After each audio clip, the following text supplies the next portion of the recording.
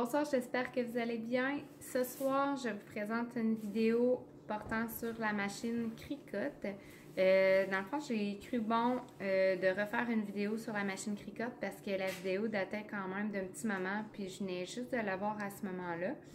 Donc, ce soir, je vais faire des étiquettes. Dans le fond, je vais identifier les paniers à section que je veux apporter en face. Donc, il s'agit de paniers comme ça, aqua et vert. Celui-là, c'est un vert. Donc, je veux les identifier. Ici, j'ai marqué équipe 1, équipe 2 jusqu'à équipe 6. J'ai 6 paniers à identifier. Donc, je vais les identifier ce soir avec la machine Cricut. Puis, dans le fond, je vais vous montrer toutes les étapes par lesquelles je passe lorsque je crée des calques, je ne sais pas comment appeler ça, mais bref, des calques en vinyle avec la machine Cricut. Donc, lorsqu'on commence avec, ils appellent ça l'espace de design Cricut, en passant, tout est en anglais. Donc, c'est sûr que c'est mieux de bien comprendre l'anglais lorsqu'on a une machine Cricut. Donc, on commence par Upload, ici à gauche, et de télécharger l'image. Donc, moi, elles sont déjà uploadées. Donc, je vais prendre une qui est ici. Je vais choisir équipe 1, parce que j'ai déjà mis équipe 2, 3 et 4 sur la feuille. Donc là, c'est d'installer ce qu'on veut faire découper par la machine. Donc, moi, je mets la bonne grandeur. Parce que les grandeurs sont écrites à côté de nos images. Donc, c'est en pouces, hein, en passant. Donc, comme ça, on est sûr que grandeur finie, ça va vraiment être de la grosseur qu'on a prédéterminée. Donc là, moi, je vais vérifier juste pour être certaine que ça a tout du bon sens, mon affaire. Celle-là, je pourrais la grossir un petit peu encore. Et voilà. Donc là, je ne pourrais pas mettre équipe 5 et 6 sur la feuille parce que c'est des feuilles de 12 pouces par 12 pouces. Donc, à ce moment-là, j'ai mis équipe 1 à 4. Puis je referai une autre feuille pour l'équipe 5 à 6. Donc, je suis rendue maintenant à peser sur Make It. Là, ça apparaît sur mon espèce de aperçu, comme on pourrait dire. Donc là, je les place parce qu'après ça, c'est plus facile pour moi de les découper, de les enlever s'ils sont un petit peu plus loin l'un de l'autre, s'ils sont trop collés, là, ça va aller mal un petit peu. Donc, mes équipes sont toutes là de 1 à 4. Donc là, maintenant, c'est le temps de connecter la machine. Moi, c'est déjà fait. Puis là, à ce moment-là, ça va être le temps de placer le matériel dans la machine Cricut et je vous montre ça à l'instant. Moi, je le voulais en noir. Donc, il y avait des noirs mat que j'aurais pu prendre ou lustrer. Donc, j'ai choisi lustrer. Ça, c'est des repères qui me restent que je garde tout le temps au cas où. C'est toujours pratique. Donc, on peut couper directement du rouleau pour être sûr que, dans le fond, ça s'adhère bien à la surface collante. Parce que dans le fond, on met ça sur un tapis qui est collant. Le mien commence à être de moins en moins collant, donc parfois ça rate un petit peu. Mais on peut le découper du rouleau ou le laisser sur le rouleau. Donc, on a juste à retirer la pellicule qui protège le matelas. Puis moi, le mien, comme vous pouvez voir, là, je ne sais pas si vous voyez bien, mais il est comme tout graffiné. C'est à cause qu'il y en a fait quelques-uns des projets. Donc, je pense qu'il est plus collant de l'autre côté, donc je vais utiliser l'autre surface.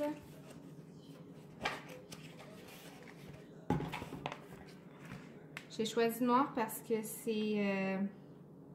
ça va être plus clairement identifié sur les paniers. Là, le contraste va se faire beaucoup mieux.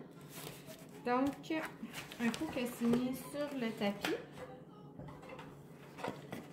on l'insère dans les fentes. On fait une petite pression et on appuie sur les deux flèches. Et voilà, et le reste va se faire ici. Puis il nous reste juste à peser sur le C qui clignote. Dans le fond, la machine nous dit ce qu'on doit faire.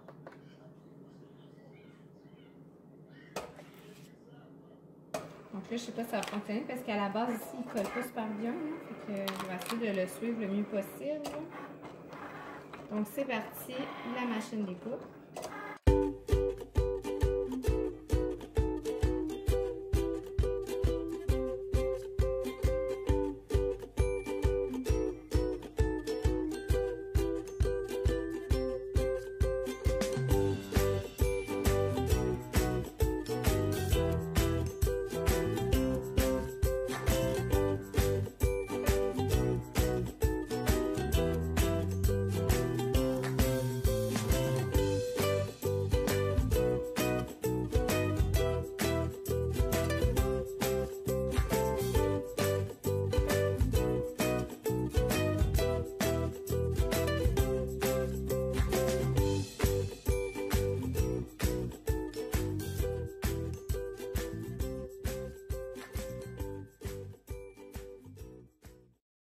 Quand c'est terminé, il nous dit à nouveau de peser sur les flèches.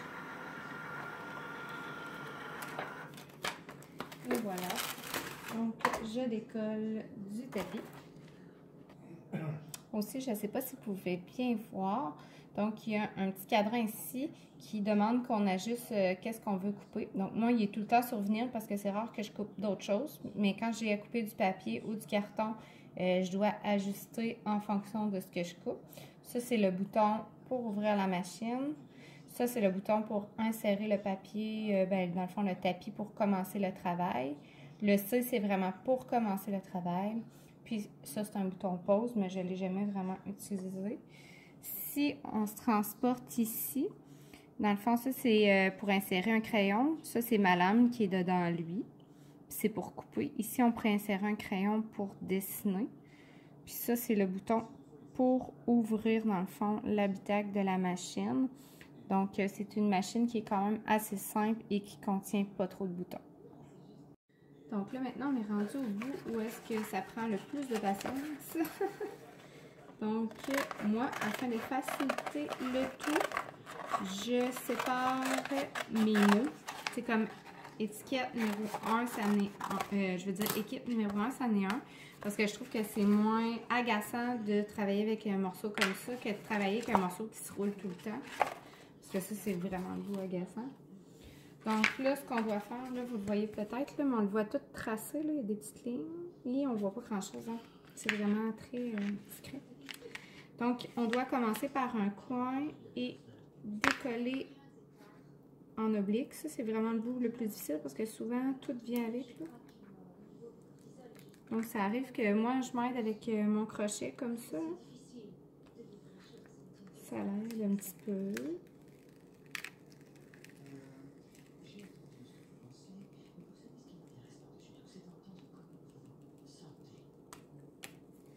Et voilà. Donc là, j'ai réussi à le décoller. Puis, un coup décollé, là, c'est vraiment le mot. C'est comme tout le contour qu'on enlève pour ne laisser que... Juste un instant. Pour ne laisser juste le mot qu'on va coller sur, par exemple, le panier ici, dans ce cas-ci. Donc, il y a aussi les milieux là, qui n'ont pas arraché. Fait que moi, je vais m'arranger pour que les milieux arrachent. Avec mon petit crochet, toujours. Ça l'aide beaucoup. Je ne sais pas si je peux me placer pour que vous voyez. Hein, tout sur mon... Non, c'est trop loin. Je vais reculer un petit peu, vous allez mieux voir. Donc, avec mon petit crochet, je m'arrange pour retrousser les coins. Je l'avais. Pour enlever comme souvent les milieux, les trous du E, du A, etc. C'est pas des lettres qui ça s'enlève très bien.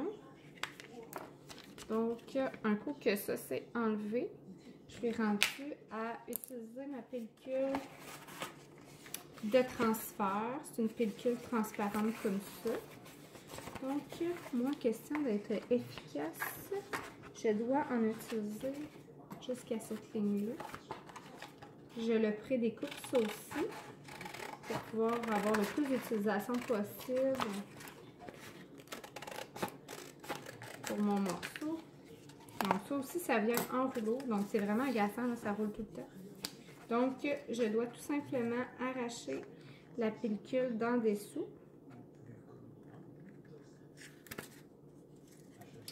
Et la coller directement sur mon mot. Je suis un petit peu croche là, mais c'est pas grave, ça va fonctionner quand même.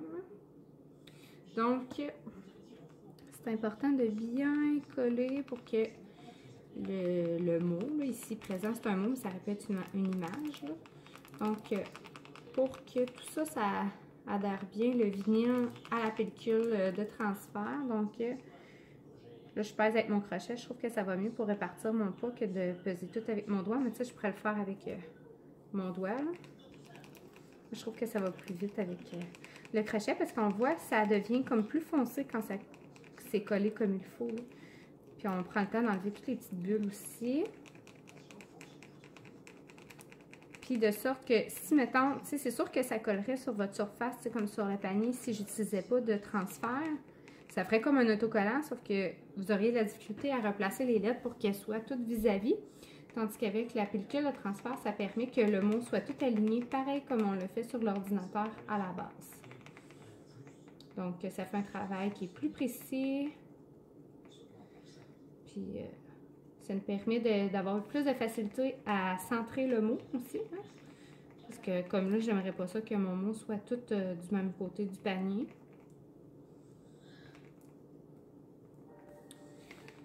Bon, parfait. Donc là, je vais me prendre un panier. Je dois enlever la pellicule blanche pour que le mot reste donc toujours en diagonale. Donc, je le retire.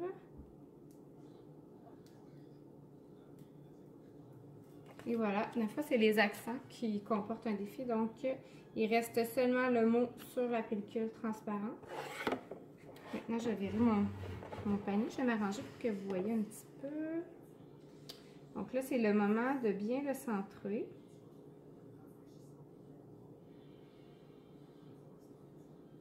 Et voilà. Bon, je pense que comme ça, il serait bien centré. Comme ça. Puis là, c'est le moment de repasser sur les lettres. Pas le restant du tape, mais vraiment juste les lettres. Là. Pour que les lettres adhèrent bien au panier.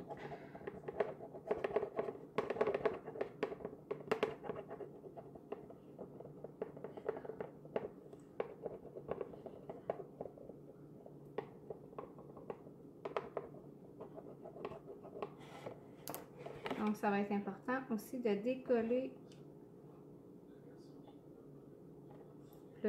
d'aider aussi là, avec le petit crochet, parce que des fois, les coins ont envie de retrousser un petit peu. Mais au moins, les lettres sont bien à la place où est-ce qu'on veut.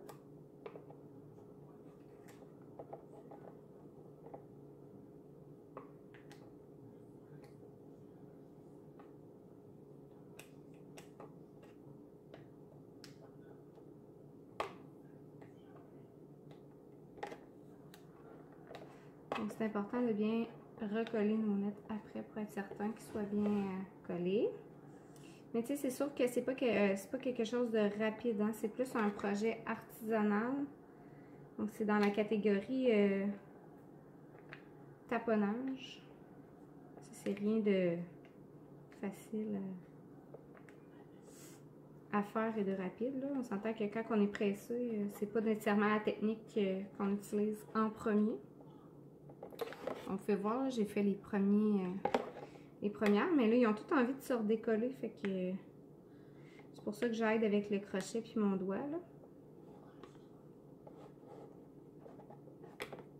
C'est comme là, ici, l'accent sur le « i », le point, il n'a pas resté, donc c'est à moi de le recoller.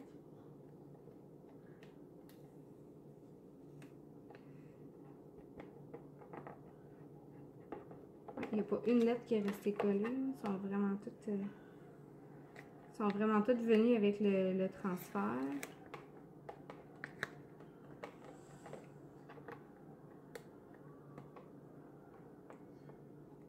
C'est vraiment juste par un souci de faire cute aussi dans la classe. Tu Tu sais, un Sharpie aurait pu faire l'affaire pour identifier les paniers aussi. Là.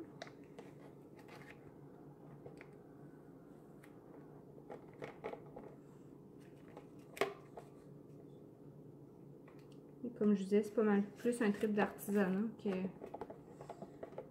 d'utilité. Donc voilà, un coup c'est fait, là, ça donne ça ici. Donc là, il est marqué équipe numéro 1 pour mon premier, puis il m'en reste 5 autres à faire. Et voilà, j'espère que vous avez apprécié la vidéo qui portait sur la machine Cricut. Si jamais vous avez des questions ou des commentaires, n'hésitez pas à les poser dans la section commentaires juste en dessous de la vidéo. Pour tous mes réseaux sociaux, vous avez tous les détails également dans la barre de description en dessous de la vidéo. Sur ce, je vous dis à la prochaine. Au revoir!